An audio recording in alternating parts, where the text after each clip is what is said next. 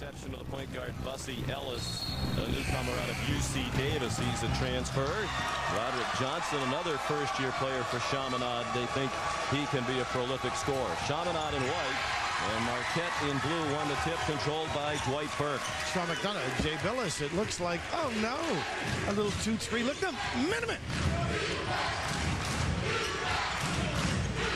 Dominic James, the junior from Richmond, Indiana. All three of their starting guards are juniors. And a whistle.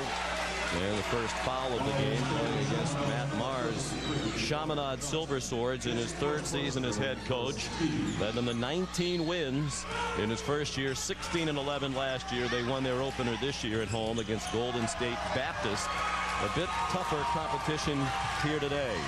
First foul of the game was on Roderick Johnson of Chaminade. You see Marquette really looking to put pressure on Chaminade and try to make them put the ball on the floor. They want to protect the elbow and the block and make them shoot challenge shots, no open threes. Hayden Hebert from just inside the top of the key. Burke the miss. He's a first-year starter. Dwight Burke as a junior. James, nice move to get open for a shot. Heber saved it along the end line for the Silver Swords. No score a minute in. And Sean, just as Jay was suggesting, the psyche is important of Marquette. Be aggressive, attack. And they got an offensive foul here. Is that number 2? Tom Crean delighted in his 9th season as head coach at Marquette. Already the 3rd winningest coach in Marquette history. Only Al McGuire and Bill Chandler with more than Tom's 169 wins. They're 2-0 this year, warmed up at home with wins over IUPUI and Utah Valley. 2 quick fouls now on Roderick Johnson for Chaminade. Chaminade trying to show a little bit of man, but it's really more of a zone. They're trying to stay home and continue to make Marquette shoot jump shots and hope they miss. A steal by McNeil, one of the best in the country at that. He has the first bucket of the game nearly a minute and a half in. And Sean, most people would have deflected that. That's incredible athleticism to catch it and then to the tip. You really have to use pass fakes against McNeil. He is so good. He'd get a foul there, but look how much pressure he can put on Bussy Ellis. But if you make a pass fake, maybe you can get him to bite on it. Otherwise, he reads your passes so well. And he's always in position, Jay. I mean, he establishes good footwork, and here, a little maneuver around the rim. I think he's a future pro. Really does a great job of getting to the rim, and he's got a great way of finishing plays. Even though he's a little bit small, he finishes around the basket. Got to work on his shooting, though. Really become more consistent. I agree with you. That's really true of all 3 of these Marquette guards. The one weakness, shooting, particularly from the outside. McNeil's foul was his first. And a tip wouldn't go on the follow for Stuart Tussler, a returning starter for Chaminade. Nice handle by Lazar Hayward, and it's 4-0 for the Golden Eagles. He has played well. Tom very happy with his performance. Started him today because of that. You know, Marquette works on that kind of move every single day in practice. So it's no wonder that Hayward could execute that kind of play in a full court situation. Nothing fancy about this, Jay. This is just strategy at its best, huh? But Marquette sets up cones, and they work through those cones, making that kind of move every single day. They go over it and over it, working on their skill development, and that's where the payoff comes. Well, I've walked through a few cones in my day. You've tripped over a few, too. Matthews called for his first foul. And Roderick Johnson missed the first free throw. Junior from Anaheim, California, 26 years old. In his first year at Chaminade. Got to shoot that. Burke was going to the basket to try to get an offensive rebound. That's a shot that your teammates expect you to take and a shot you have to take. They try and keep vision, though, nevertheless, Jay. 4-1 Marquette. Tussler, he's a senior from Brawley, California. Primarily, these Chaminade players come from the West Coast, the mainland, and a travel call as Dwight Burke forced into a travel on a nice defensive play by Bussy Ellis. Now, Dwight Burke's going to get that turnover, but it really belongs to Wesley Matthews. That's a pass you can't make to a big guy with that much space in between and a defender there. He led him into that turnover. How about their defense, guys? It's been sensational, Marquette. They're really making Chaminade catch, going away from the basket, turn their back. Look how far Bussy Ellis has to start the offense. Nice play. A little screen down. Kolaric. Marco Kolaric, first team All-Pac West last year, with the first field goal of the morning. A 9:30 a.m. start time here in Hawaii. Roderick Johnson, a quick one in transition, and the tip by Kussler wouldn't go. Burke the rebound. Got an advantage. McNeil missed the three. Hayward the follow. And the rebound down to Kolaric, and now a chance for the lead for Chaminade. Well, it seems like Marquette is dominating this game, and they're only up by one. Not finishing at all. And they've taken a couple of quick shots. We talk about the outside shooting. Matthews, career 33.5% from three. McNeil is 30%, and James is 29%. So they can get in the lane and score, but all three of them have difficulty outside. Hayward a long miss. Why do you take that shot? Give the defense a chance to make a mistake. Now he made up for it. And a travel called against Stuart Kussler. So at our first time out, Chaminade with a 1-point lead over the favorites Marquette.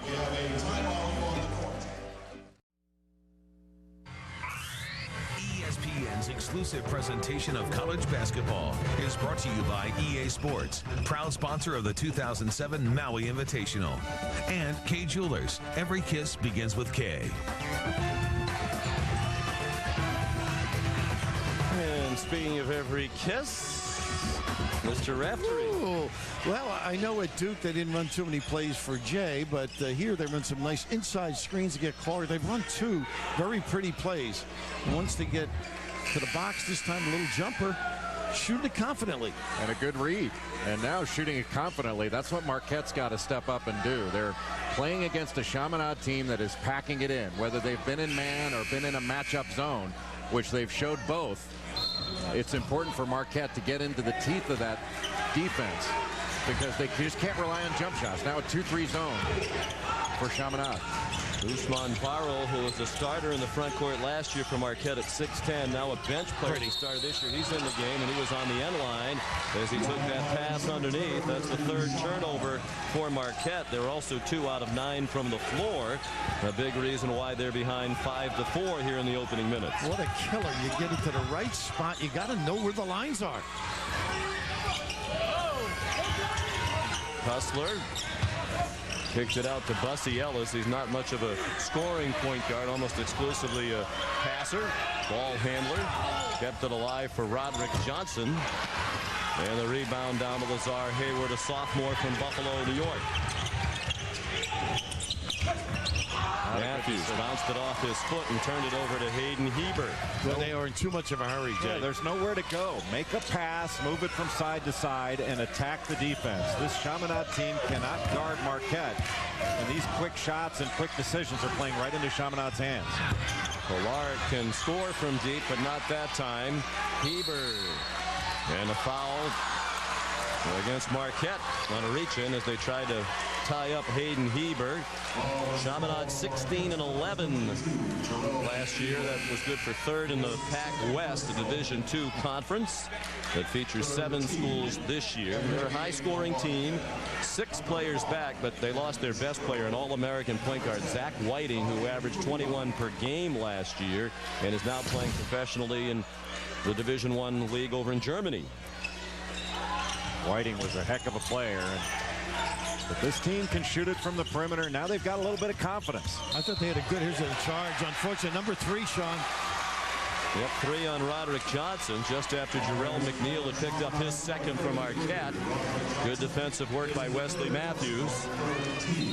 Matt Marr willing to roll the dice with Johnson. with 2 fouls, but not with 3. He goes to the bench. He gave them 17 points in their opening win over Golden State Baptist. This might not be a bad trip where everybody touches the ball. They got to calm down a little bit, Marquette. Man to man. David Kubian is in off the bench now with Dan Fitzgerald. Kubian, an excellent outside shooter. Matthews had it slapped out of his hands, and he was the last to touch it. So the Golden Eagles have turned it over 5 times and still trail 5-4 with more than 5.5 minutes played. A nice play by Mike Green. Active hands, knocking the ball away, and Matthews cannot show the ball when he makes the ball fake.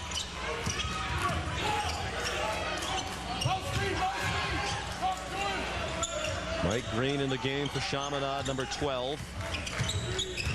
He came in for Johnson. Ellis played at UC Davis last year, a team that won only 5 games. Kubian got away with a foul there. Shot clock running out. He has to hoist it. Barrow the rebound, and here's Kubian, the Venezuelan. Open jumper.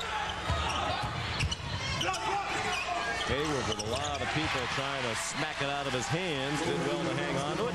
He has 4 for Marquette and the Golden Eagles by 1. I don't think he'll be taking the deep 3 for a while. That's where they need him. Slashing, posting.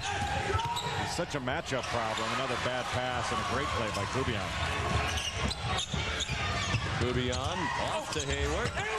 And again, good body control. He thought he was fouled by Kolaric. Didn't get that call, but he got the bucket. He has 6 of the 8 points for Marquette. You know, Tom Green said Kubian has played solid basketball. Ellis thought he was fouled as he missed a layup. Kubian steps into a 3 that spins off. Hayward kept it alive, and Fitzgerald was the last to touch. College basketball continues on ESPN2 tonight, a doubleheader starting at 9 Eastern time.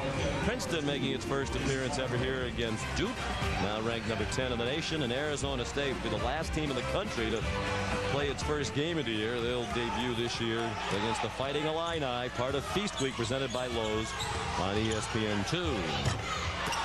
The layup wouldn't drop for Hayden Heber, who averaged 7.5 per game last year for the Silver Swords. Pretty good control. 2 more for Lazar Hayward. Great job of pushing the ball after the miss. Marquette really looking to run. Lamar Hunt missed a 3. And a foul on the rebounding activity against Marquette. I think it may have been Acker on the far side. Torrey Sacker just in off the bench for Coach Crean, called for the foul. Lawrence Blackledge comes in. Tom Crean going deep down his bench early. Blackledge didn't play at all in their opener against IUPUI and played only 6 minutes in game 2 against Utah Valley. Boy, he's an outstanding athlete, great length. He's got to bring energy out on the floor. Lamar Hunt, junior from San Jose, California. A great name, huh, Sean? Yes. Xavier Silver. Names in sports.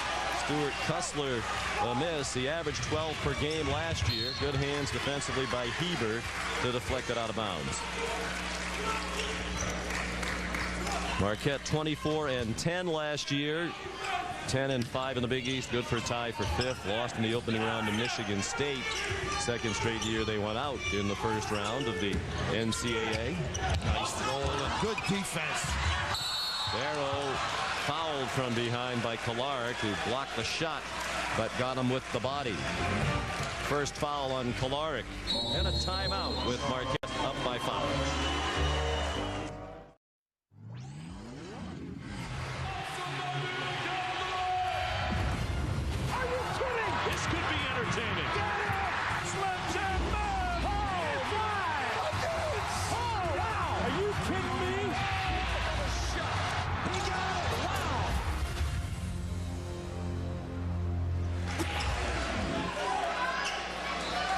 And we're back at the EA Sports Maui Invitational, a part of Feast Week presented by Lowe's. More than 50 games on the ESPN family of networks this week, including 12 from here at the Lahaina Civic Center. Two top 25 teams in this tournament. Number 13 Marquette, number 10 Duke. And Marquette with the lead early thanks to Lazar Hayward's 8 points and 3 rebounds. Getting the start today, running the floor. He's been active defensively. He's done a very nice job of finishing opportunities. He's an undersized matchup problem, but also can step away and knock down perimeter shots. He shoots with ease from deep, and he's really expanded his game, looking for more consistency. I'll tell you, I really like Marquette's team. I think as they get better shooting the ball, it's not their ability to shoot it, it's the quality of shots that they select. When their shot selection gets to the same level as their energy and the high quality of their defensive play, this is going to be a really, really tough basketball team to beat. The speed of shots, part of the problem, I think, early on. Ousmane Barrow made a couple of free throws out of the timeout, his first 2 points. He averaged 8 per game last year and was their leading rebounder at 7 per game, primarily as a starter. Early this year, a bench player. He and Dwight Burke competing for a starting spot. Dan Fitzgerald knocked it away from Stuart Kussler. And the first time a full court press, they are really getting after them. It's just a matter of what they do on the offensive end, I think, Marquette. But a very poised Chaminade team thus far. Very well organized. Chaminade is 0 for its last 8. They haven't scored in more than 4 minutes, and now they turn it over to David Kubian. With such an aware team on the weak side. They rotate very well. I think one of the things that Marquette's been working on is their communication defensively. They've done a terrific job thus far of being alert. Kubian rattles in a 3.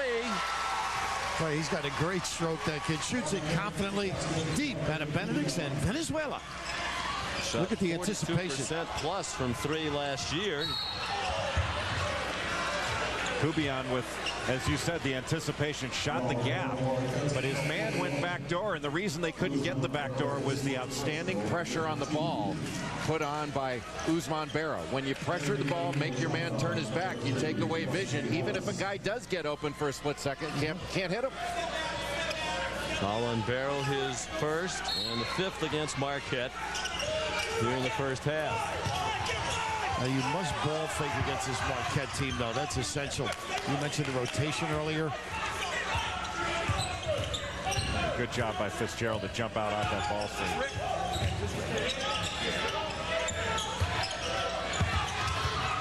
Nice. Scores inside around Ousmane Barrow. Looked like Barrow was playing him on his right shoulder for a turnaround jumper, and he read it perfectly. A little drop step spin. Well, he's improved, hasn't he, over the years, Clark? Yeah. Sure, he's been a rare 4-year player here at Chaminade. Well, generally, they get junior college transfers who play 2 years. But Polaric from Serbia has been here for 4, and he rebounds the miss from Barrow. Barrow from Senegal, Polaric from Serbia. And now Ellis was a very late signee in the summertime for Chaminade. They were looking for a point guard after Zach Whiting graduated and went overseas to play professionally. They heard through the grapevine that Bussy Ellis was available. He was leaving UC Davis. They called Ellis. He didn't call them back for 3 weeks, but when he did return the call, he said he'd like to come to Chaminade, and he's here as their starting point guard. Boy, Maurice Acker really did a nice job on that last play called by Chaminade. They were trying to post up Bussy Ellis, and he fronted him, didn't allow that ball to go inside or Chaminade to get a look. That was a solid job by Acker, the transfer from Ball State. Now, they have no problem on perimeter on both ends of the floor. For a foul, his first.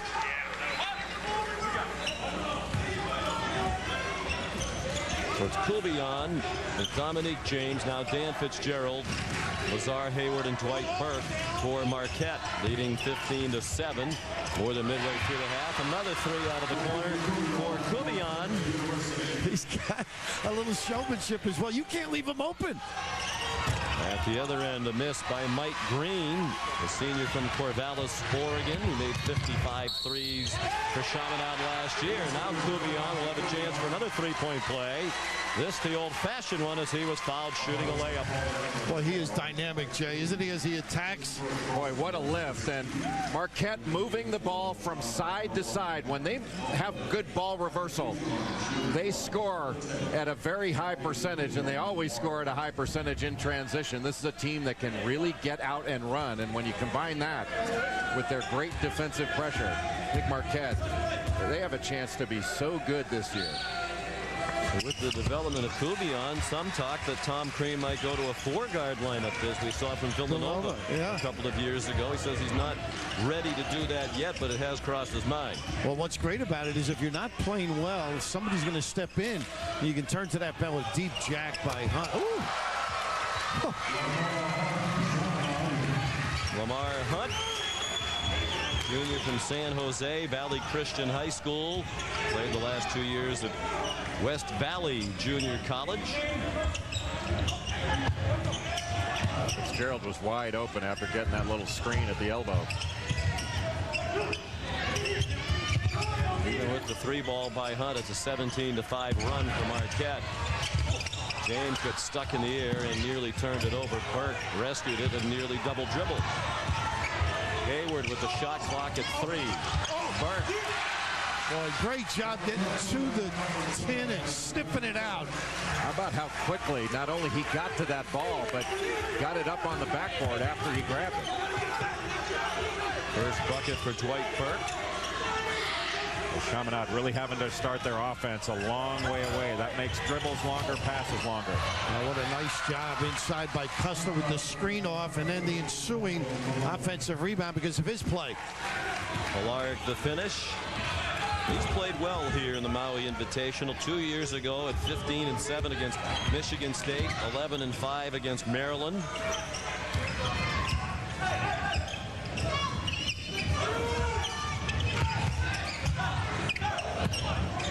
Kubion with 9 off the bench. A little wide right with that 3-ball, and Kolarek another rebound, his 5th. Marquette set a little screen against the zone for Fitzgerald, and the screener usually open. Nice ball movement. And Lamar Hunt wide open for 3, a miss, and a foul in the rebounding activity. Fouls on Dwight Burke of Marquette and a timeout. Well, you never know who you're going to run into here at the Lahaina Civic Center. Santa Claus with an early appearance. Part of Feast Week presented by Lowe's. College basketball continues tonight on ESPN2 and ESPNU. Both semifinal games from the O'Reilly Auto Parts CBE Classic. Number 1 in the country, UCLA takes on Maryland at 7 Eastern time on ESPN2. On ESPNU at 9 Eastern, Michigan State takes on Missouri. Part of Feast Week presented by Lowe's. For more information, log on to ESPN.com. But UCLA has a really impressive team. They have Darren Collison injured, but that is a team that is going to be heard from in March. Nice move by Custer. He's a tough kid. Knows how to play. You were out there for your all access.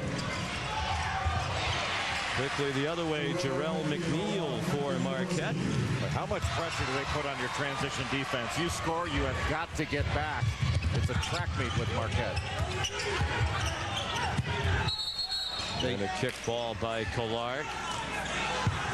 You know, the end of shot clock sequences, if you can dribble, you're very effective. They can do it all during this and at different spots. I mean, it is, you know, you help, you get a bad angle on your recovery, bang. Which is why ball reversal is so important to Marquette. I think it's easier for them to attack off the dribble when they do it off of ball reversal, attacking closeouts. How many people have the guards to be able to stop these guys off the dribble if they move the defense around? No, you're right. That's why bad shots in a hurry could cause them problems. Matthews fouled in a reach-in by Lamar Hunt. Wesley Matthews had a great summer. Watched him play out of the Nike Skills Academy, the LeBron James version in Akron, and he was terrific. Just played strong, shot the ball very well, looked like a mature, polished player. A junior now from Madison, former Mr. Basketball in the state of Wisconsin. Both parents in the Wisconsin Athletic Hall of Fame. His mom, Pam Moore, a great track athlete. And his dad, a basketball standout in the late 70s, played 9 years in the NBA. Remember their coach, Stu Jackson, I think, when he was at Wisconsin? Yes. Connecticut kid, New England. Sean, I'm close to home for you. Very talented performer.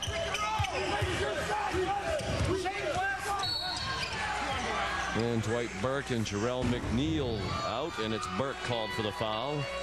Here's a look at Wesley Matthews' dad. Wes Matthews played for 6 teams in his 9-year NBA career. First-round pick of the Washington Bullets. Member of the Lakers title teams in '87 and '88.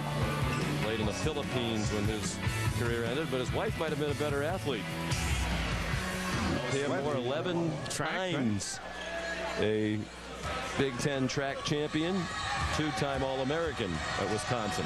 And you know, Sean, you mentioned they could play 4 guards. He's got the body to be a forward, so yeah, that's a pretty nice combination. Speed and strength, power. He could sure post his dad up. Yeah. Wes Sr. was a little guy, and Wesley is a stud. I mean, that is a guy that has spent some time in the weight room, and he is strong and substantial. When he runs into you, you know it. And they spent time in the weight room. They've spent time as a team doing Taekwondo. They've spent time in an altitude chamber, riding bikes and exercising in a chamber that simulates about 9,000 feet of altitude.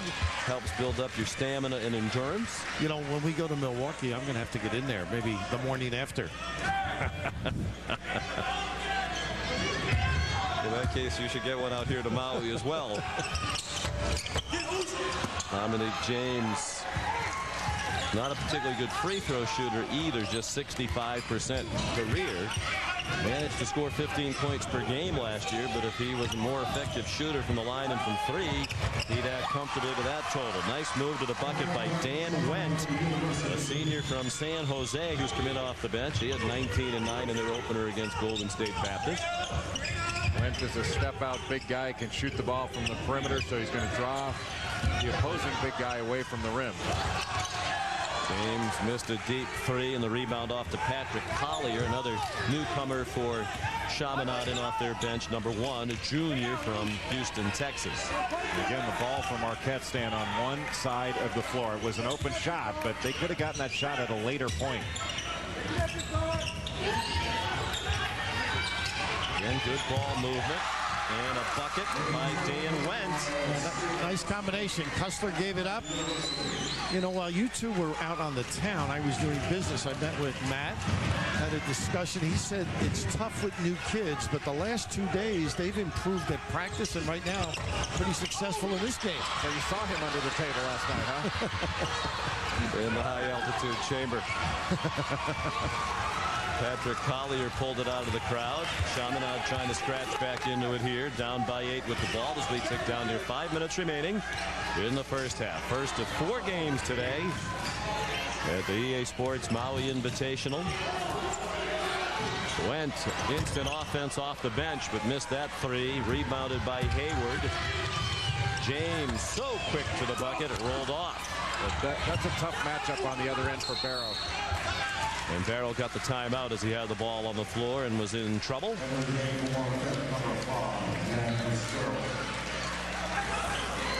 27-19 Marquette. Homeowners, want to refinance and get cash? Countrywide has a great reason to do it now. A no-cost refi. It has no points, no credit reporting fee, no processing fee, no document fee, and no third-party fees. No title or escrow fees. Absolutely no closing costs. So you wind up with a lot more cash. Call now and ask for a no-cost refi. We're America's #1 home loan lender, and no one can do what Countrywide can. Call 1-800-641-7361. I figure. Well, yesterday along the beach, we spoke with Tom Crean about his team's Taekwondo workouts. It's helped our confidence, you know, being with our hands. It may have helped our flexibility a little bit. The thing we gave up was more up and down running and defensive slides and things like that we might do in the preseason. But I like the mindset. I like the fact that we're quicker with our hands, and our anticipation and alertness is good. So I'm happy that we did it, and we're going to stay with it. Coach Crean already in midseason horse form. That voice always a little bit raspy. He is one of the most intense coaches in the country in a profession filled with intense hopes. Nice beautifully executed and designed inbounding play. Little cross screen. And asleep at the switch. McNeil the bucket. He has 6. The lead back to 10 for the Golden Eagles. They're picked to finish 3rd in the Big East in the preseason coaches poll. Georgetown and Louisville tied for the top spot in the Big East coaches poll. Nice pass. Yeah, Hayward's been the star of the first half. Boy, it looked like James almost turned his ankle as he started up for that layup. And I think you're right. He wanted to dunk that, and he just lost a little bit. James in their last game against Utah Valley went over the 1,000-point plateau in the second game of his junior year. The 38th player to reach 1,000 career points, the first since Steve Novak a couple of years ago. Marquette has gone smaller with the lineup as they force the walk. Dan Fitzgerald in for Barrow. That allows him to get out to those Chaminade shooters. And Matt Maher's team turned it over for the 9th time. 31-19 Marquette. Under 4 to go in the half. I'm Carl Ravitch out to Maui in just 1 second. Looking forward to the Dick's Sporting Goods halftime report because Tom Brennan and Doug Gottlieb are here. They will get into the Mike Vick case, why he's in jail right now, why Lord Carter has decided to leave Michigan, and the feast. That's what this week's all about. It begins. We'll get in depth on the Bruins of UCLA on now code number 1 in the ESPN poll. All right, Carl, thank you. We'll look forward to it. Here at the Lahaina Civic Center, the first of 12 games over 3 days of the EA Sports Maui Invitational. The favored Marquette leading Chaminade 31-19. 1-3-1 being shown right now by Chaminade. Well, watch out for the corner jumpers here. A little nickel dimer. Called on Bussy Ellis. Officials are Bernard Clinton, Kevin Brill, and Doug Sermons. Foul on Ellis, his first. I thought the referees looked very good in their new jackets before the game, didn't they? What did you say down in Charlotte they look like? They look like a bunch of softball umpires in those things. The stripes on the side? And they're clearly not popular with the officials themselves. I don't know why you need a jacket when it's 90 degrees, but they did come out wearing the warm-up jackets that have, they're basically all black except for 2 white circles around each shoulder. It's called a uniform. And you're required to wear it. And Hank Nichols is here to supervise the jacket wearing. I don't see him wearing one. Well, part of officiating is common sense. So when it's 90, you don't really need to mark. Since when? Makes you question their judgment. Well, you're killing them before the game starts. Yeah. I'm not the one who brought it up. That was Billis, I believe. Kolarek got shoved, and he'll go to the line with a chance for a 3-point play, just as Marquette had built its largest lead at 14 points. Well, just not a very good angle defensively. Playing on the top of him. Look, Dan Fitzgerald allows that baseline. You don't have to worry so much about the pass back out as you do of the baseline drive. Not playing the angles there. That kind of move will clear your digestive tract. A good Kolarek. I was wondering where you were going, and I kind of wish you hadn't gone there. Apparently spending a lot of time in the doctor's office lately. More information we didn't need about Bill Raftery. That's where you spend a lot of time when you get to be Bill's age. Just happy he's made it back to Maui for another year. Pass my depends. Kubian to Matthews, about a 12-footer. And Kolarek the rebound. His 6. I'll give Chaminade credit. It certainly feels as though Marquette's outplayed them by more than 11-point margin to this point of the half. They have outplayed them. They haven't outfinished them. Yeah, not ringing the bell at all. Look at this pressure. Wow. And James the finish. Kubian should get an assist for his job on the defensive end. Contained this guy, turned him into the turnover. And then James trying to get back on defense, riding the hip of Heber all the way, and he's called for the foul. Well, look at this work, Jay and Sean. I mean, this is unbelievable. Pressure on the ball. No screen would deter him. And, of course, the rest rather simple for the explosive dynamo in the backcourt. Moving his feet, staying active, keeping the hands active. That was just effort and technique on the part of David Kubian. And a beneficiary, Dominique James. First foul on James at the other end. 9th team foul. Heber with his first point. Heber just 56% from the line last year. Important 2.5-minute stretch in this game for Marquette to try to move the lead out and for Chaminade to try to hang in.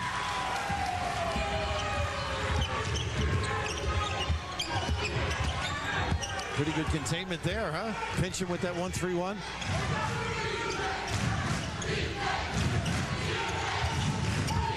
Go opposite. Hayward had it blocked by Clark. Great work by Clark to corral it as well.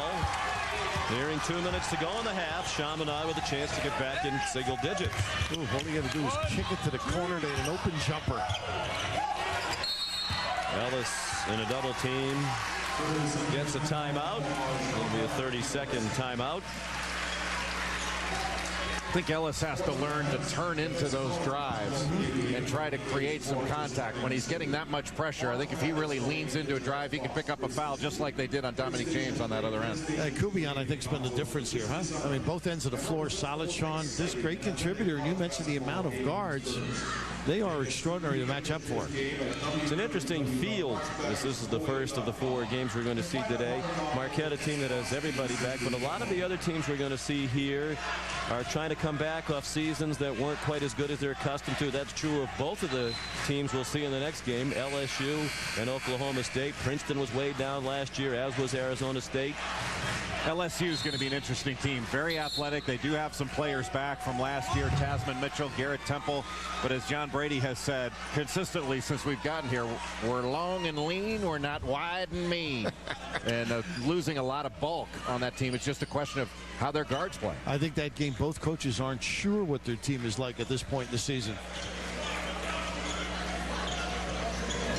Out of the practices we've watched both on Saturday and Sunday, the 2 most buttoned down and prepared teams to play here have got to be Marquette and Duke. I think the expectation is that those 2 teams will play in the final. Brady, look at that lift. Ooh, how about that? Clark with a nice drop off. Went to the 10. The little pocket pass. You got to have more pressure on the ball, and Dan Fitzgerald has got to stay connected to his man. He opened up to the passer, and when he did that, he allowed his man to go backdoor. Too easy of a play, especially out of the timeout. And they haven't run it. That's the key, too. You're not accustomed to that back cut.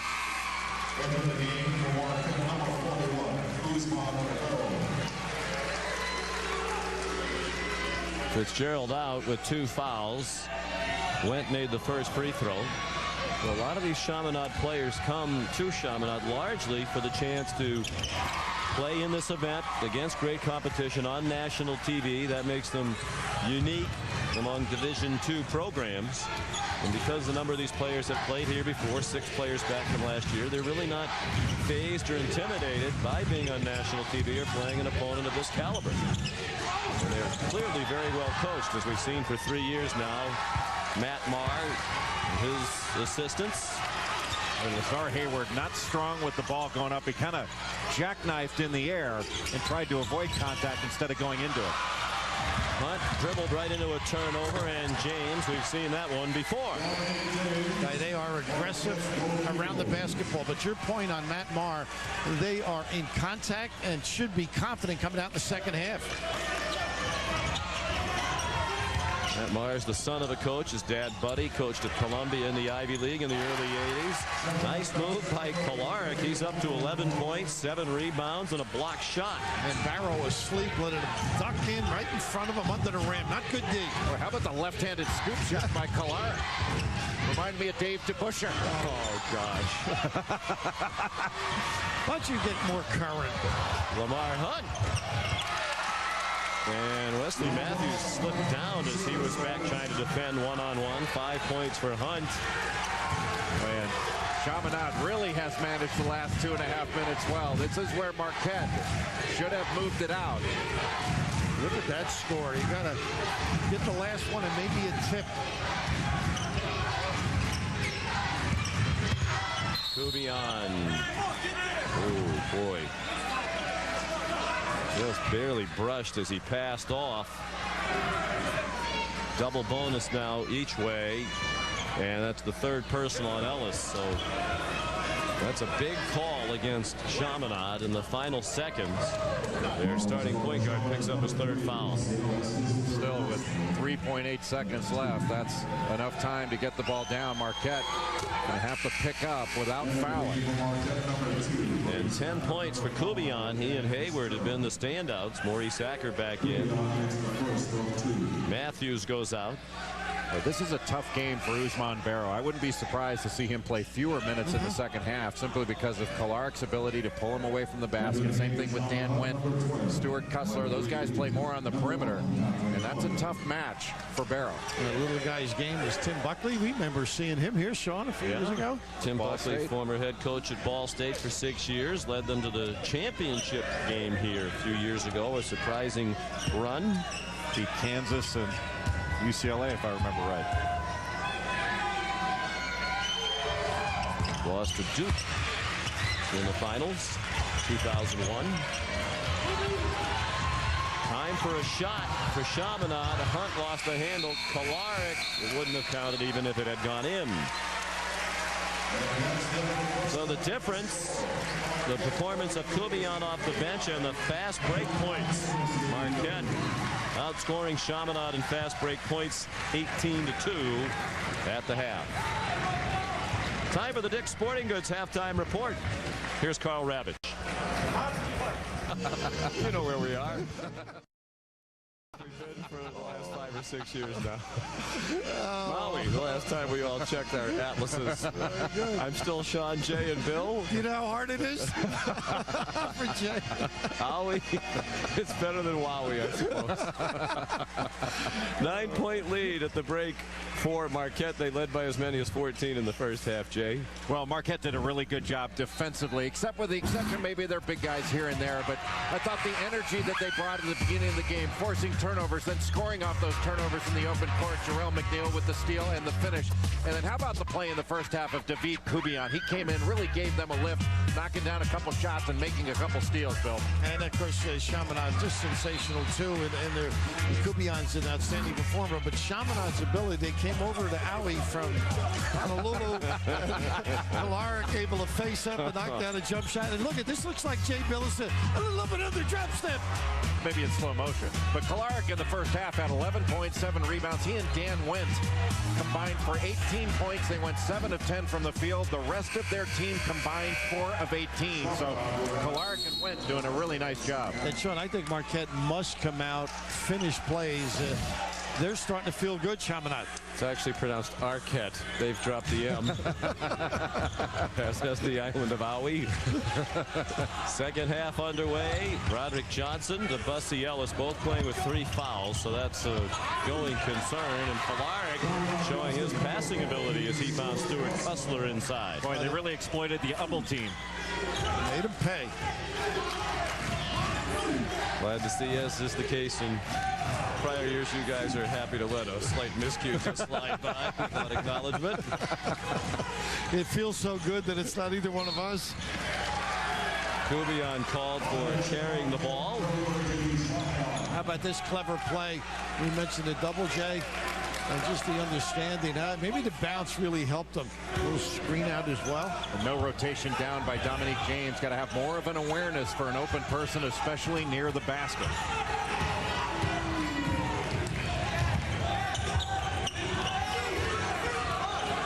Ellis guarded by Kubion.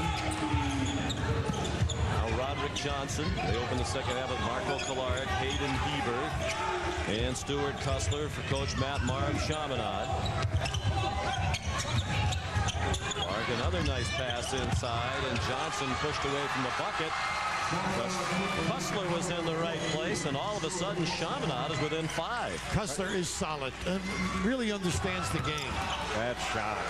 McNeil missed everything with a 3-ball. It's McNeil, James, Kubion, Matthews, and Hayward. So we talked about the possibility of Tom Crean playing with 4 guards, and that's what they're doing right now. Johnson, boy, they really could have used that to get back within 2. Instead, it's out of bounds to Marquette. No trajectory on that shot. Of course, defense right up on him. A little bit of a force. He's trying to get on the board. Had those 3 fouls. Never got untracked in this game. Just 3 points for Johnson. He averaged 19 points at Fullerton College, where he spent 2 years. And was first team all-conference for the Hornets of Fullerton College. So he had 39 points in one game. They got an offensive foul. Lazar, I believe. Got Hayward on the moving screen. His first. Marquette has been very efficient on the defensive end. They haven't rebounded the ball particularly well, but they have struggled offensively trying to get a rhythm.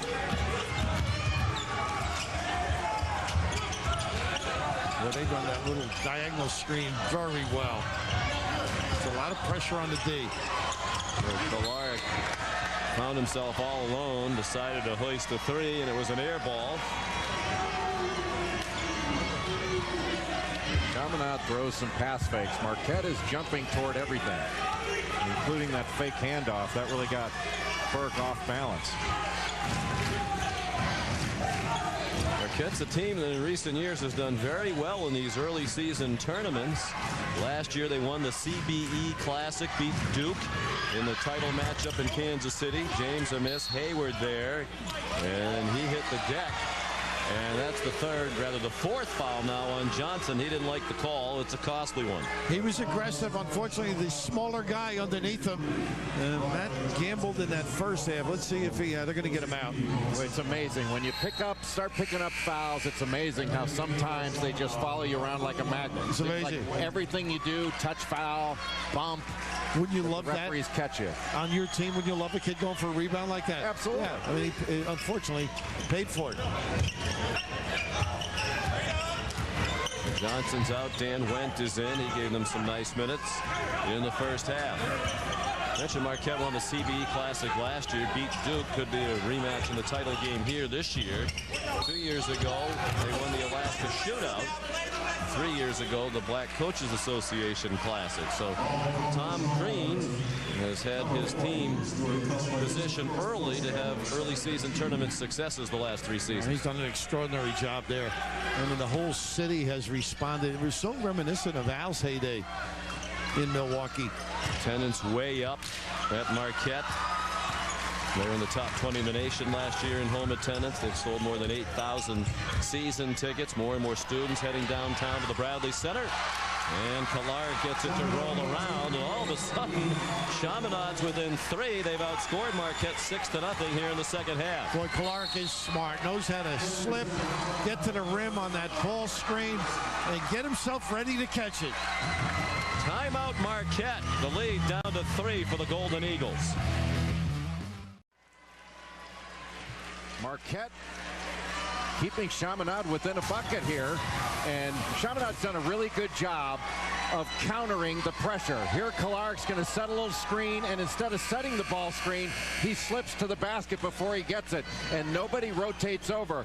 You can see everybody spaced around, 4 around 1 essentially, and after that ball screen and slip, you've got a one-possession ball game. Who would have thunk it? How about the deployment? Everybody spread, took away the help. 13 points, 8 rebounds, 2 block shots for Kolarek. They're within 3 for the first time since it was 8-5 with more than 13 minutes to go in the first half. Sean, I love this little 2-3 zone now. Test the outside shooting. McNeil had it poked away as he tried to drive in the lane. 8 turnovers from Marquette. Hebert passed up a 3 that might have tied it. This one will tie it. Went way off. And a rebound down to Jarrell McNeil.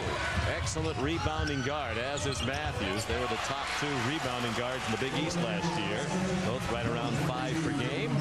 And McNeil with 8 points. First bucket of the half for Marquette, nearly 4 minutes in. Boy, the difference in body language from the second half relative to the first. Better body language for Chaminade. And a 5-second count against Bussy Ellis. And Kubian once again responding with the puppies, getting them up and down in proper position. Got the call and the ball. He's a tough kid. He is. 2 older brothers. Venezuela really toughened him up, and he's not afraid of anything.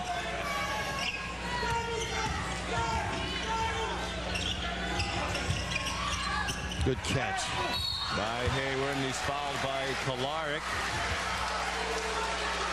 Kolarek making the big man's argument that he jumps straight up. What can he do if the offense jumps into him? That he had that plane of verticality. He's allowed that space up to the ceiling. But you know what? That never works. The argument never works. He always sticks up for the big guys, doesn't he? When we come back, a look back at some of the biggest upsets in the history of the sport.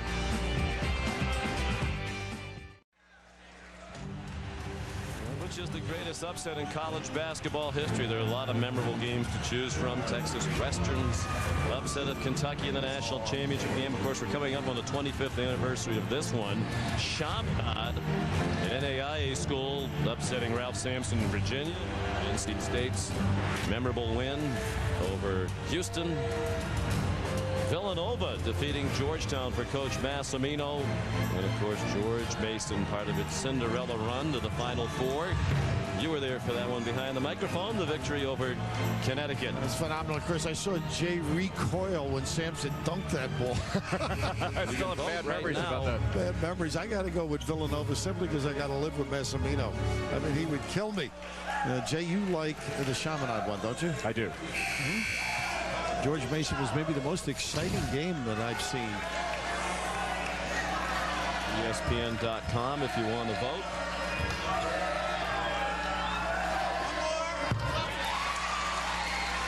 And the free throw up and good from Lazar Hayward. He had 8 points early. That's his first point of the second half.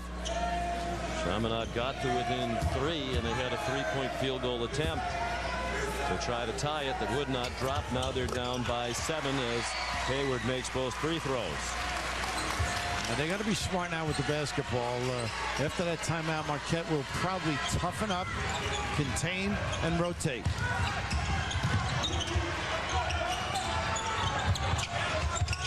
Mark a miss, and there's Cutler coming from the weak side. But Barrow is just getting eaten alive defensively. They're pulling him out on the floor and moving him around, and I'm not sure if this is the type of game where he can play extended minutes. Kalaric is terrific at cutting as well. I mean, he's been free frequently. They make really good reads, don't they? Kubian for 3. And Kalaric, a tough rebound in traffic. His 9th. He's on the verge of a double-double. Well, he has played solidly. Same play as earlier.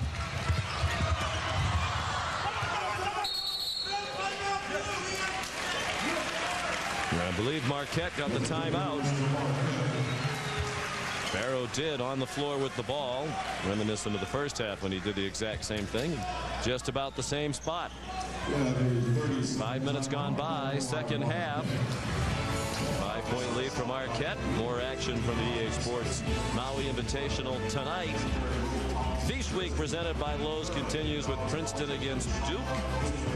That's at 9 Eastern time, and then the nightcap of the 4 games of the day here at 11 Eastern time. Arizona State and Illinois. Illinois survived a tough game the other night over in Honolulu against the Warriors. Yeah, Tom Izzo of Michigan State has had somewhat of an influence on this tournament. I know that Marquette and Tom Crean consulted Izzo about hydration and how to handle the trip, and Bruce Weber in Illinois consulted Izzo about whether to play that game against Hawaii. And Izzo said, yeah, just make sure you get here plenty early. And Illinois, that was a great win for them to beat Hawaii 79-77 the other night. I'm disappointed I wasn't called about hydration or dehydration. That's never been an issue. Bruce Weber spoke to Tom Izzo, and he didn't recommend it, obviously, after his loss there. But Bruce said he would do it again with his Illinois team. He said, I know we won, but I thought it was great for our guys. They went down by double digits in the second half and came back to beat Hawaii. Lazar Hayward, another bucket. Heber a miss. And the rebound by Barrow. So Marquette looking to pull away, and McNeil with a chance for a 3-point play. You miss at the one end, you're going to pay. That was a quick jack by Heber, and the ensuing run out. Good aggressive basketball right now, stepping up on both ends. He can really take the ball to the 10. Good rebound by Barrow, the immediate outlet, and McNeil, the solid handle, keeping his head up, looking for the pass. It didn't materialize. A little crossover and getting to the rim. What a courageous driver he is. And the foul on Ellis, his 4th. And all of a sudden, it's a double-digit lead for Marquette. They led by 14 in the first half. We had an excellent game from the free throw line. That's another area in which they could improve this season. They were 67% last year from the line. Good for 9th in the Big East. 12 out of 14 today. Kubian. Barrow off the pass from McNeil, and Barrow was fouled. That was a great job defensively by Barrow, but he was in his element down playing post defense rather than having to chase out on the perimeter. Did a nice job of getting that deflection. That's what started the break. You can see moving his feet. And terrific job of extending that left arm and just knocking that ball away. And getting in the right position to catch it too and finish. That's one Tom would have liked to. He could have elevated a little reverse slam. It's so effective when you've got a big man that can run the floor, puts a lot of pressure on the opposing big guy to run, can wear him out a little bit. And I thought Barrow did a really nice job of getting to the short corner, butt to the baseline, and having his hands ready to receive the ball. That's half the battle. Now they need a big year out of him, Jay, I think, if they're going to think about tournament and getting deep into it. Well, they did have a loss of Trevor Mbakwe, the freshman that they expected to really help them with his physical and athletic nature. He injured his knee. He'll be out for the season. They've had a couple of injuries to incoming freshman Scott Stofferson, a good outside shooter. Certainly they could use a steady outside shooting threat. There's also arthroscopic knee surgery, but they expect to be back soon. Second team at the free throw line shooting 2 for Chaminade. Number 2, Aiden Heber.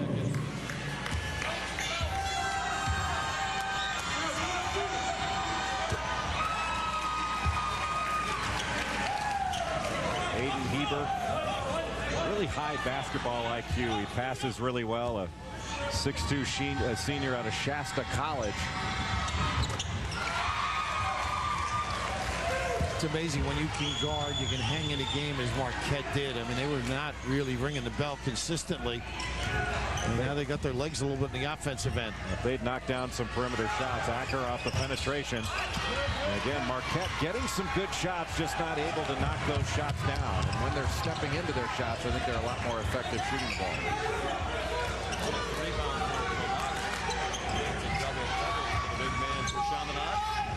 Now look at a nice step in again. How about that? But a little push causes the foul.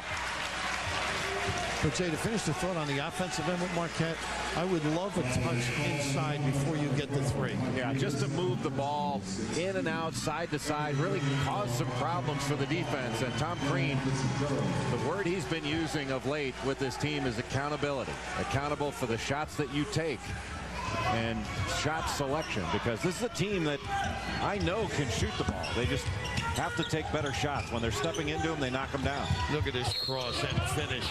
Almost. And the kid's deft with the bounce. And a lot of hard work since you were a youngster.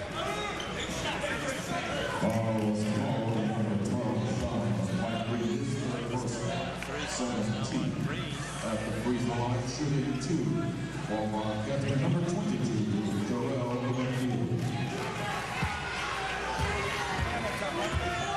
Jerome McNeil, the reigning Big East Defensive Player of the Year. And you're just not going to see, Bill, many better defensive players than Jerome McNeil. He puts great pressure on the ball. He moves his feet.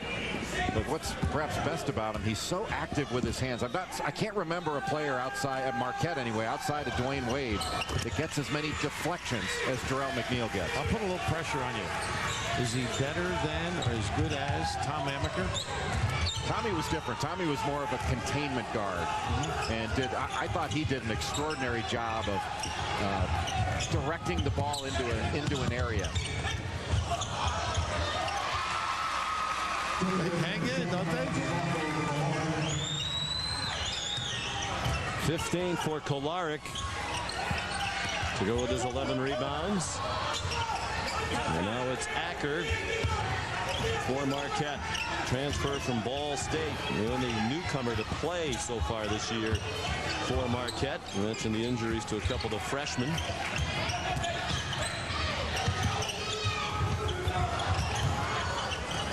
So Fitzgerald should have shot that. I'm going to get one anyhow, but he had the open look. Everybody was in pretty good rebounding position, Sean. And Acker resets. He hasn't scored much in the first 2 games. 3 points in the opener, didn't score in their second game. Nice move to the bucket by Ousmane Barrow. 5 points for the senior from Senegal, who came to this country, to Chicago, as an exchange student in high school. And a timeout called by Chaminade. They had it down to 3.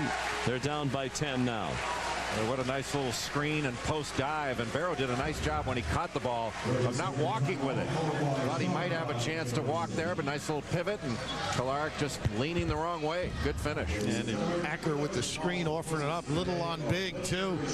Big decision, you know. You want to switch it, you end up with that mismatch.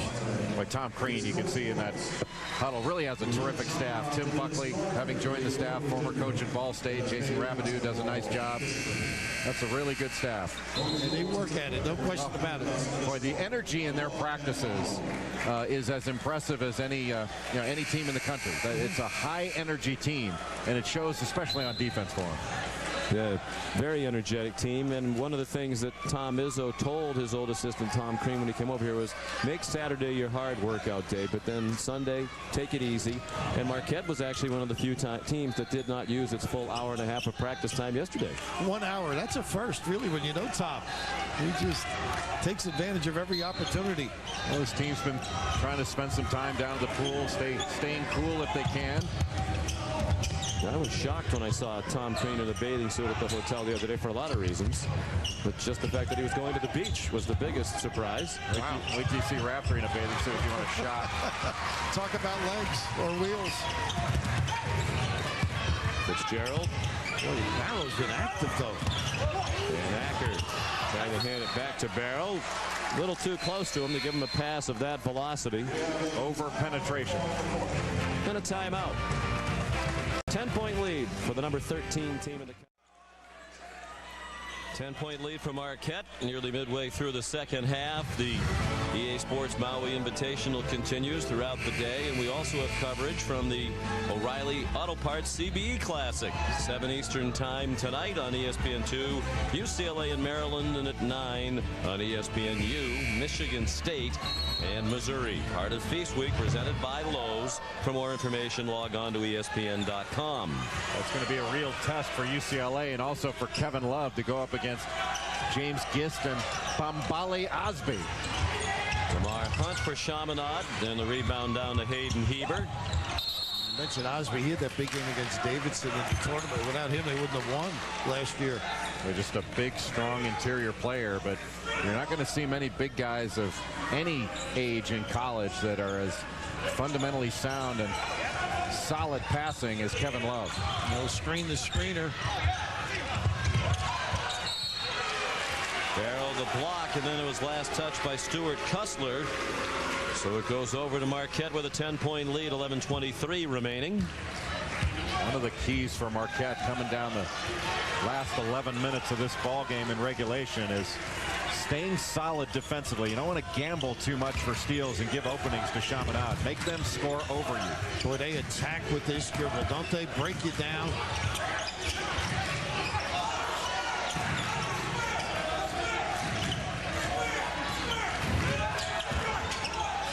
Oh boy, Matthews, boy, he was wide open just beyond the elbow and didn't shoot it. I think it slipped out of his hand. He intended to shoot that, and that ball just came loose when he was going up. Although Benny Seltzer was open on the bench. Benny would have shot it. Roderick Johnson is back on the court for Chaminade. He's been playing with 4 fouls since his return. Has the ball now. Roderick Johnson's brother Jermaine, an outstanding player at the college at Charleston. It got turned over to Barrow, and Matthews the finish. What an adjustment. And the other end, just great defense on the lob. Dan Fitzgerald did a great job of defending that post-to-post screen, that little diagonal.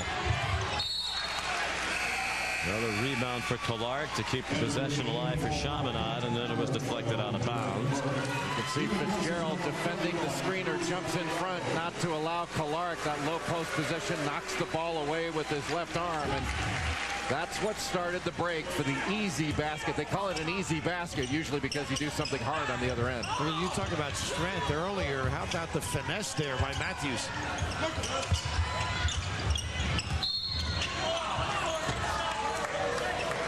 Johnson bumped before he put up the shot by Dwight Burke. check that. Wesley Matthews called for the foul, his second. And the third team foul on Tom Crean's Golden Eagles. And Johnson heard the whistle, and as you alluded to earlier, he thought it might have been him. And a three out of the corner for Lamar Hunt. He has 8. A little too easy. You got to take away that angle for that cross-court pass. That's a tough little play to handle. And then a blocking foul called against Hunt.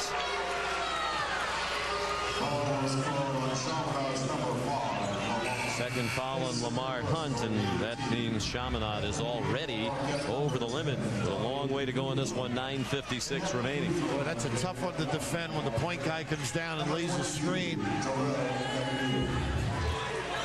Hunt was the one that initiated the contact there. Didn't really have the angle to try to draw a charge. And not sure that it would have been called if McNeil didn't go down as well.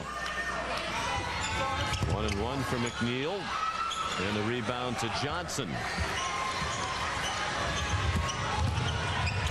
Johnson will shoot 2. Fouled on his way to the bucket.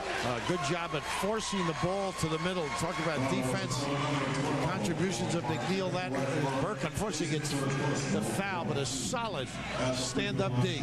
Boy, if you could get down the court just a bit quicker, usually when a guy spins there, he leaves himself wide open for a charge. 3 fouls on Burke. There's 4 team fouls on Marquette in this half.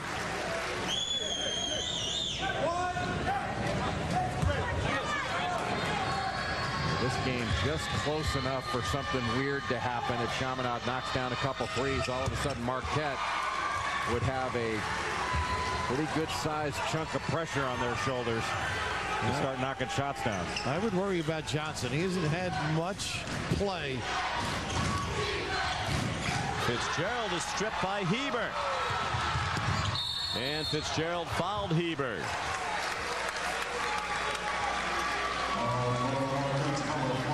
Heber doing a nice job on that dribble weave.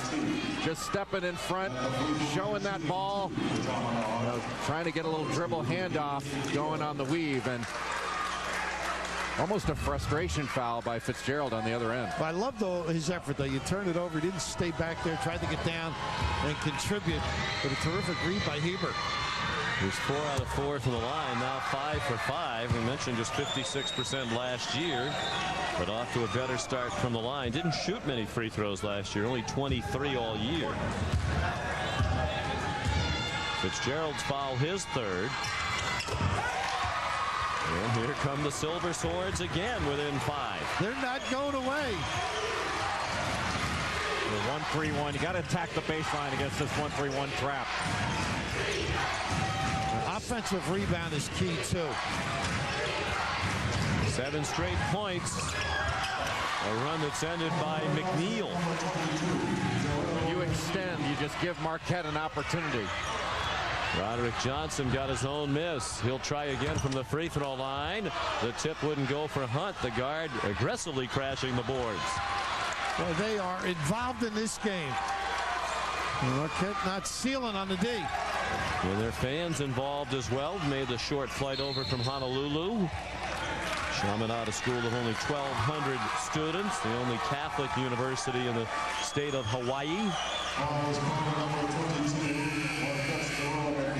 Jarrell McNeil whistled for his 3rd, so some foul concerns now on each side. Acker goes out, Fitzgerald goes out, and McNeil will get a breather as well.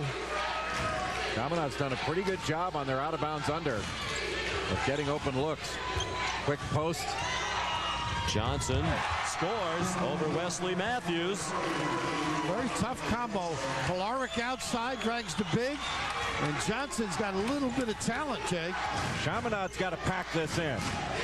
They don't need to extend. They got to take away drives and make Marquette shoot over the top. Matthews leaned into Kussler. The shot wouldn't go. Out of bounds. No signal yet, and now it's Chaminade's ball. I think Marquette was out of bounds when they slapped it. This whole game has just had a little bit of an odd feel to it. And as we get down to crunch time, They're facing a very confident Chaminade team. Nice hesitation move. He couldn't finish, but it is Kolarek, the right man in the right spot again. 17 points, 13 rebounds for the senior from Serbia. They're back within 3 for the second time in this half. Kolarek blocked the shot, but Burke scores with the left on the second try. Boy, they back you right into that lane with the dribble, the pressure of the bounce. Well, Kolarek looks a little tired out there. He's gassed. Yeah, he sure is. And they won't wait for the TV timeout, which would have come on the next whistle. Matt Marr calls timeout. 7:43 to go. The Silver Swords, the host of this event, looking for their first win since 2003 when they beat Villanova in the first round. Of course, that was a Villanova team, as we remember, gentlemen, that was greatly depleted with their roster. They had an episode with improper use of a phone credit card that made it necessary for a lot of their players to sit out the game against Chaminade. This is a better team. Chaminade, this is a better Chaminade team, and they play aggressively. Johnson has been eliminated 5 minutes of the first half. Now he's back. They can rotate Kolarek. Tough to match up inside. And you really worry a little bit of Marquette about game pressure getting to them. Toward the end of the game, they've had 2 close games in their first 2, which I think will help them a little bit. But when you're playing a team that everybody in the world expects you to beat, and you come down in a 1 or 2 possession game down the stretch, that's an awful lot of pressure. Well, you mentioned, as we look at the notable victories for Chaminade over the years, a lot of people thought that win over Virginia 25 years ago was the impetus to start this Maui Invitational. Beat Providence in this event in 1991. Villanova, as we mentioned a couple of years ago, 4-63 all time in this event. You mentioned the close wins against IUPUI and Utah Valley may help Marquette, but wouldn't you be concerned if you're Tom Crean? I mean, this is the 3rd straight game that you're playing an opponent against whom you should be much better, and you're not playing like it. Yeah, they haven't shot the ball particularly well. I think the biggest concern here is they haven't rebounded well. They're up by 5. They've been out-rebounded by 12 by Chaminade. ESPN's exclusive presentation of college basketball is brought to you by the Maui Visitors Bureau and the magic of the Isles of Maui, Molokai, and Lanai. Another beautiful day here on the island of Maui. Temperature expected to be where it normally is this time of the year, in the mid-80s. And terrific action inside. Chaminade hanging right in there with the 13th ranked team in the country.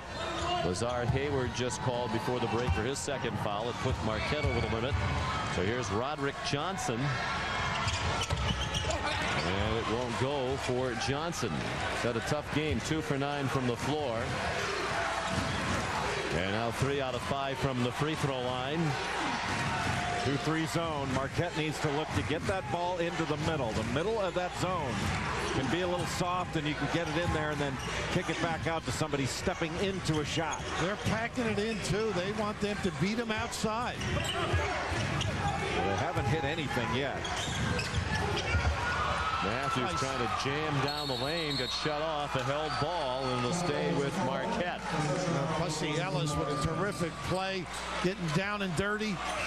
A lot of dribbling against this zone, Jay. I think you got to move the ball, move people, find the holes. You can't beat 2 guys with the bounce. Yeah, and you're better when you go off the dribble after passing it, after it gets reversed, and you can attack the shift of the zone. That's the way to get into a gap. Just 4 seconds to shoot from Marquette as James played it into Kubion. Tough shot. And the rebound down to Kussler. Chaminade down with 7 minutes to go by 5.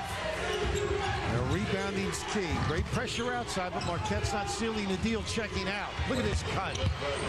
By Johnson. Hunt found him. The fadeaway good. And they're within 3 again. 9 points for Roderick Johnson in his first year at Chaminade at age 26. Well, what a great call by Matt Marr to bring everybody above the free throw line and spread Marquette out. Yeah, nice little screen to get him down there. I'd run that again. Well, now a lot of the neutral fans in this 2,500 seat building are taking up the cause of the underdog Chaminade. And Matt Marr wants a timeout. Big possession for his club. A 3-ball would tie it as we approach 6 minutes left. Well, they weren't running what he wanted them to run, so smartly decided to call that timeout. You can't be cavalier with possessions, especially when you got a chance. And that's all he wanted in this ball game, for his team to have a chance down the stretch. And Roderick Johnson, like a guy that was out on leave there in the first day, he was chomping at the bit to get in, and he has just stepped it up. He's got a nice game, face up around the rim. No, he's a solid player, older, experienced. Boy, his brother Jermaine Johnson is a terrific player at College of Charleston. Well, yesterday we spoke with Matt Maher, asked him about when he starts to think about the chance of an upset. It's always nice to be in a game at halftime, and we're fortunate to be in the games once in a while here at halftime. I think we were up 2 against Maryland a couple of years ago, and they came out and pounded us in the second half. So halftime's a little bit too early, but late in the second half, under 10 minutes, our guys really start thinking, hey, we're here. We might be able to get a shot at this win and take one home. Well, they're in position. 6:20 to go, down by 3 with the ball. Taking advantage of Marquette's continuing inability to shoot the 3-ball. They're now 2 out of 15 from beyond the 3-point arc. Kubion has made the only 2 3-point field goals. He's 2 for 6. The rest of the team an 0 for. How do you tell your team to toughen up when you got flowers around your neck in the huddle? Well, these kids are tough-minded. Oh, tough shot under duress. I don't think that's the one they wanted off a timeout. Well, from Ellis, who rarely shoots. He's now 0 for 3 from the floor. And Kustler tried to get out of the way, called for the foul. One of the few mental mistakes you'll see Stuart Kustler make. A very smart player, but you certainly don't want to foul when Marquette has had a hard time shooting over the top of that zone. You don't want to foul 80 feet from the basket and put him on the line for easy points. And finally, Marquette rebounded, Jay. I mean, that's something that's been lacking. Putting the body on somebody and going after the basketball. Yeah, you don't see Marquette get out-rebounded very often. And that's interesting because they do play the 3-guard look, but McNeil and Matthews in particular rebound so well. Hayward, the free throw, his 13th point. That is a season high. He's been consistent. Gave them 11 points in each of the first 2 games against IUPUI and Utah Valley. Averaged 6.5 last year. I think he's really improved his game. Oh, what a tip. By McNeil. Really working that second slot. His quickness a huge advantage. Ellis nearly walked. Tough matchup for McNeil with Johnson. He can elevate if they get him in low. Alaric really trying to set up inside on Barrow, who wouldn't give him good position. Down to 10 to shoot. Johnson strong down the lane to lay it in. Boy, they are smart. Marco just enough to get the ball to his partner, and then the blow by the big fella. Just a little too much gambling, rotation slow as a result of it.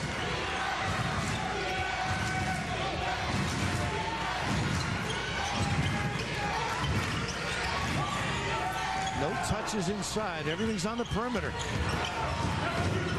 James underneath to McNeil. Draw that one up, huh? 18 points for Jarrell McNeil.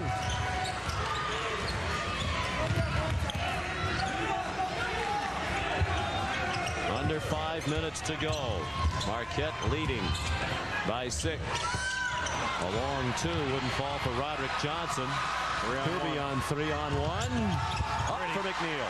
Numbers, and they took advantage. Nice, soft delivery. Boy, gutsy pass, too. It was. But under control, though. It wasn't like a showy thing.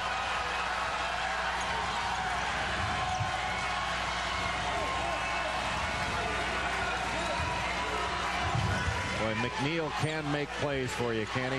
He can. Just relentless in coming after you. And Kubion, another guy that's made some big plays.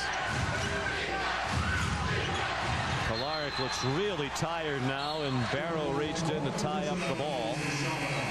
It'll stick with Chaminade. Maybe that altitude chamber paying off at a time like this. Kubion looks like he could use it right now. He's out, inhaling.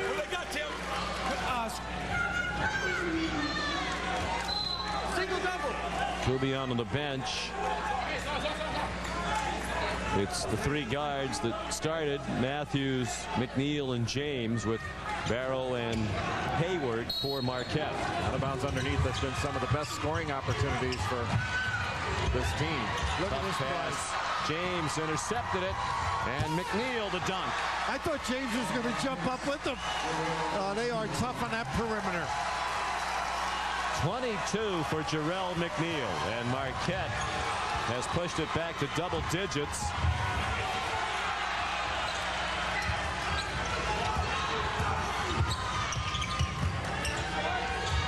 Cussler, weak side tip, wouldn't go from Hunt. It came back to Cussler, and then he was stripped by McNeil. Look at this. Too many dark shirts. Just overwhelming at this point. Fatigue. They need a timeout. Yeah, they do. They are exhausted. Matt Maher only has one timeout left. He was going to get the TV timeout on the next whistle, but now he can't wait. And he is really upset with Stuart Cussler. Chaminade out of timeouts, and they look like they're out of gas. Well, the defense bailed Marquette out in the first half, and anticipating Jay, reading passing. Look at that. Did you think James was going to try and elevate with him? I had no idea what he was doing. And McNeil right after that with the steal, just defensively.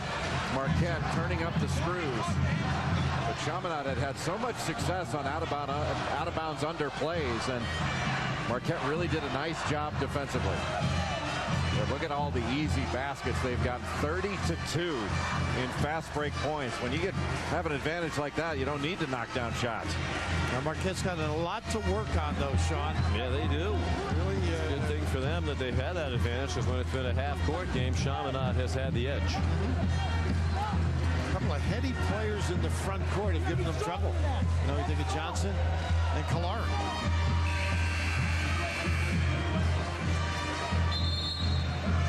College game night presented by Pizza Hut coming up next.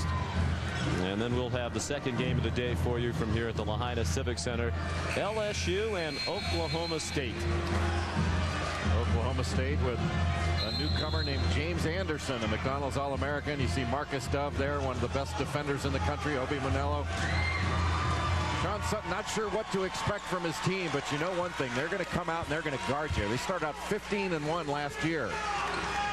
Talking about young people, Anthony Randolph as well. Oh, from LSU. LSU, you know. Long, lean lefty. Some nice kids.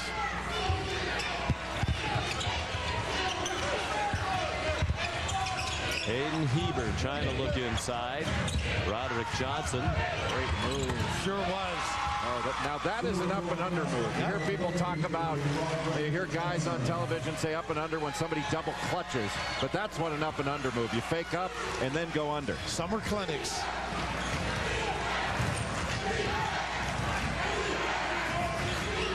Are you sending a memo to the rest of? Yes. You learned that as a kid. That's an up and under move. Summer. Okay. Part of your instructional video for analysts for next year. No, it's for play-by-play guys. I need it. At least he does know where we are now. We're in Maui. Welcome to Maui.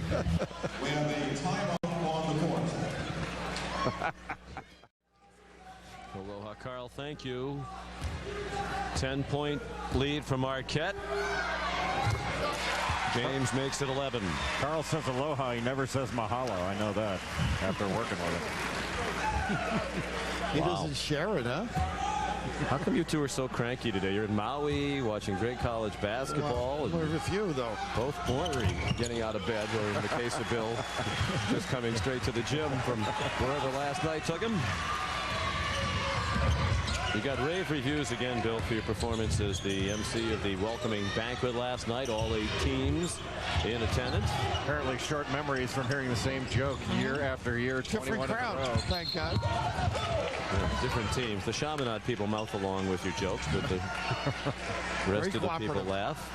The courtesy laugh. What about the defense here? Both of us, 3 of us saw them last year. I think the perimeter defense of Marquette is a step up. Concern would be inside. Are they defending well, or are they blocking out and rebounding? Yeah, they clearly haven't boxed out as well as they're capable. They've allowed Chaminade to out-rebound them in this ballgame. And part of it has been the poor percentage that Marquette has shot on their end. The defensive team more likely to get a missed shot, but overall defensively they've been pretty solid. I think part of it, Bill, is they know each other so well. This team has grown up and matured together. They really haven't had anybody leave early. Great pressure on the ball sort of sets the tone for each guy contains. Now they're going to use a little bit of clock. And Dominique James thought about leaving early after last year, put his name in the NBA draft, didn't do very well in the workouts in Florida, knew he needed more seasoning in college and came back. And he has said he might be back for 2 more years. This is the start of his junior year. That bucket gave him 11 points, pushed the lead back up to 14, which all of a sudden matches the largest lead of this game for Tom Crean. Roderick Johnson, he's a load. He's going to have some years.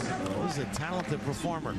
I thought Wesley Matthews actually was there. The problem is he stuck his arms out to almost cushion the blow, and I think that was a big factor in picking up that foul. But solid job by Johnson of attacking, essentially in transition. Even though it was after a made field goal, they pushed the ball up court quickly.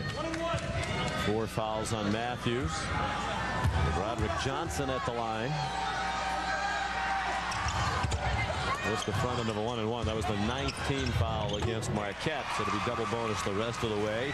Hayden Hebert snuck inside. He has 8 points. A nice job by Clark, just keeping that alive for Hebert.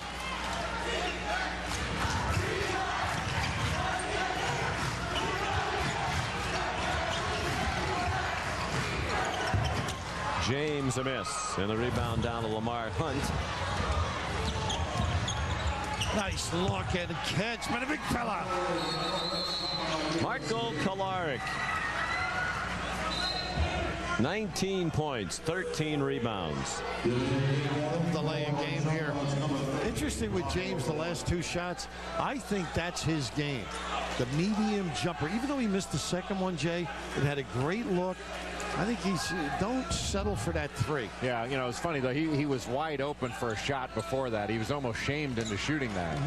And you just want him to take open shots with confidence because he's not a bad shooter. No. I think the issue for Dominique James has been his willingness to take perhaps too many challenge shots. Shots where he's got a hand in his face that are difficult to complete.